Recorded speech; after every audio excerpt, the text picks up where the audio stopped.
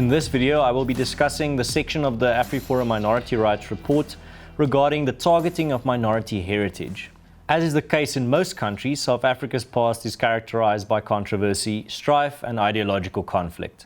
In the preamble of the South African Constitution of 1996, recognition was given to the complexities of the past by stating, "We, the people of South Africa, recognize the injustices of our past, honor those who suffered for justice and freedom in our land, respect those who have worked to build and develop our country, and believe that South Africa belongs to all who live in it, united in our diversity." This sentiment was often echoed by the late President Nelson Mandela, for example, when he warned against the unconsidered removal of statues of Afrikaner icons, and he said, I quote, "We must be able to channel our anger without doing injustices to other communities. Some of their heroes may be villains to us, and some of our heroes may be villains to them." End quote. Legislation was revised to ensure that all South African heritage resources would henceforth be protected. To give effect to this, the South African Heritage Resources Agency, provincial bodies, local organizations, as well as the committees such as the South African Geographical Names Council were established through legislation such as the South African Geographical Names Council Act and National Heritage Act of 1999. In practice, however, the heritage resources of South African minorities in general are under severe threat.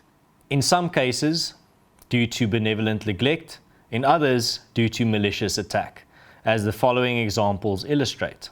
The South African national anthem is a symbolic demonstration of the ability of South Africans to compromise in the interests of unity, as it combines 5 of the country's official languages and 2 songs, namely the pre-1994 anthem Die Stem, English The Call, and Nkosi Sikelel' iAfrika, English God Bless Africa, a hymn traditionally sung at anti-apartheid rallies and gatherings. However, the EFF, the third largest political party in South Africa, has since 2014 been demanding that the Afrikaans verse should be removed, as it represents, in their words, a white supremacist consciousness.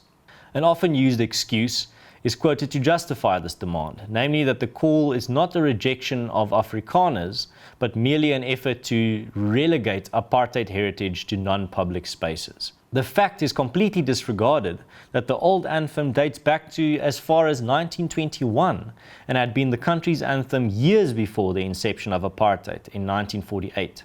The authorities and ruling ANC usually sidestep the issue and do not condemn these calls to abandon an imaginative compromise that was even won in international awards. The authorities and ruling ANC usually sidestep the issue and do not condemn these calls to abandon an imaginative compromise that has won even international recognition. Scapegoating by distorting historical facts and criminalizing European forebears senior South African politicians and representatives, from former President Jacob Zuma to South Africa's ambassador to Denmark, Zinzi Mandela. And they have publicly blamed white South Africans for social ills in the country and have referred to white South Africans in extremely derogatory terms, labeling them cowards, rapists, and uninvited guests who don't want to leave. Since 1994, name changing has become commonplace in many official and private South African spheres. Often names of cities, towns, and streets that are of great cultural historical significance to especially the Afrikaner community have been targeted. The ongoing battle for the name of the country's capital is a shining example. A compromise exists, namely that the municipal name of the area, including the city, is Tshwane and the place name Pretoria. In Pretoria, some street names were also changed amid great controversy, even up to the level of Constitutional Court. A major ruling was in favor of the changes, but this raised serious questions about the current interpretation of the Constitution and its implications for South African culture and heritage. In an opinion piece on the ruling, the F.W. de Klerk Foundation commented, and I quote, "The judgment has other very disturbing implications. Does it mean that the history of white South Africans is nothing but a one-dimensional litany of oppression? Was there nothing since 1652 that is worthy of commemoration or celebration? What does the judgment mean for the foundational right of white South Africans to human dignity, with which their cultural and historical identities are inextricably linked? How can they be regarded as having a right to equality if their history condemns them to moral inferiority?" End quote. Elsewhere, the renaming process continues. At the University of Pretoria, even the names of student residences were changed. Most of the men's residences had Afrikaans names of trees, and the ladies' residences had those of flowers, but these were deemed offensive. Vandalizing and relocating statues and monuments is also a common occurrence. It is common for monuments to be vandalized in South Africa. Reasons include metal theft, wanton destructiveness, and making political statements. In 2015, a spate of attacks on statues and monuments dated back to before 1994 took place. It started with students' protest against the statue of Cecil John Rhodes at the University of Cape Town. When the statue of Rhodes was eventually removed in response to the students' demands, the actions of the protesters were equated to that of a lynch mob. In a town called Uitenhage, the vandalism resembled the act of necklacing, a practice of extrajudicial torture and execution favored by the ANC supporters during apartheid.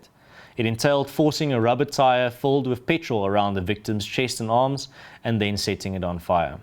When statues are symbolically necklaced, it sends a very hostile message to minority groups represented by these symbols. The vandalism of heritage resources representing contributions by minority groups points to a strong presence of intolerance towards these groups.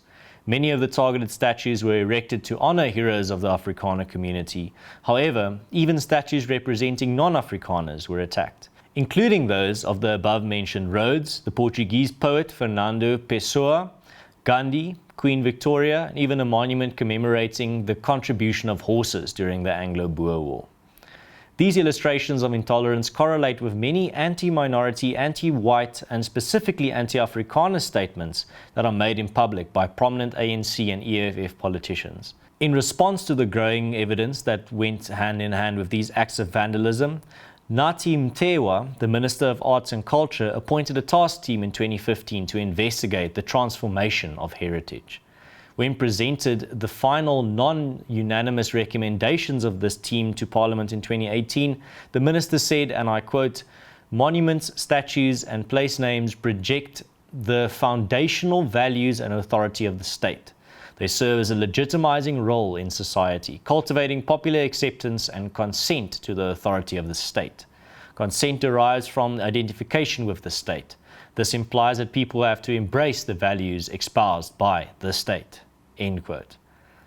Monuments are therefore a constant public reminder of the foundational values of the state and those in power. He never mentioned the fact that the monuments and the statues have a historical context, simply to memorialize events and people of the past, leaving the decision on whether they were heroes or villains open to interpretation. The fact that the purpose of such heritage resources was, in his opinion, only to conscientize the public to values of the state is quite ironic, as this was the time when the staggering extent of state capture under President Jacob Zuma was coming to light. This illustrates how sentiments for heritage are often stirred up to deflect attention away from more pressing issues. It is worth noting that despite the great number of instances of vandalism in 2015, no significant arrests or prosecutions of vandals took place. The minister showed himself to be in favor of removing offensive statues to a theme park, ostensibly modeled on the Russian example. Many statues and symbols from pre-1994 have already been systematically removed from public spaces anyway. In this regard, the minister said, "Of course, removal of statues is not the end goal. It is part of an ongoing project towards transforming our society to make it humane for black people. Relocating statues of the old order simply adds impetus to our collective endeavor to realize the dream of a just and non-racial society." End quote. Thus, according to the minister, only the sentiments of one section of the South African population must be accommodated. The compromise of adding more statues and monuments without removing existing ones in order to create a more comprehensive and inclusive image of the checkered South African past seems not to be considered as an option. In conclusion, many more examples of the threat facing South African heritage, and especially the heritage of minority groups like Afrikaners, can be cited. These include the underfunding of heritage resources like archives and museums, politicized historical commemorations with accompanying reinterpretations of facts, a lack of protection of heritage resources due to dysfunctional conservation bodies, and self-imposed censorship. The ANC is failing miserably as far as nation building is concerned, as it is focused on creating a monoculture which requires South Africa's unique cultural diversity and heritage to be sacrificed for ideological purposes. Objectivity falls victim to scapegoating by attempting to distract attention from the government's mistakes and short-term political aims. This leaves South Africans despairing for the future of our past. This video forms part of a larger series of videos on AfriForum's report on minority rights. If you find it interesting, you can go check out the playlist that will be on my channel that has all the other videos as soon as they come up. If you are also interested in the type of content that I make, you can subscribe. And also, this is very important that these types of videos get out there to people that are interested. So you can share this video series, this video, or even the report itself with people that you think are interested or only are keeping an eye on South Africa, because it's very important that this information gets distributed to as many people that might find it interesting or even useful. And then as well, all the links that if you want to check the facts that I named in this video, all the links are in the description, so you can go check it out for yourself in your own free time. Also, if you have any comments on the content of this video, please leave a comment below the video. And as always, thank you for tuning in, and I'll see you on the next one. Have a good one. And a lot of people fighting back against this nonsense. Conscious Caracol, whoever he or she is one of them.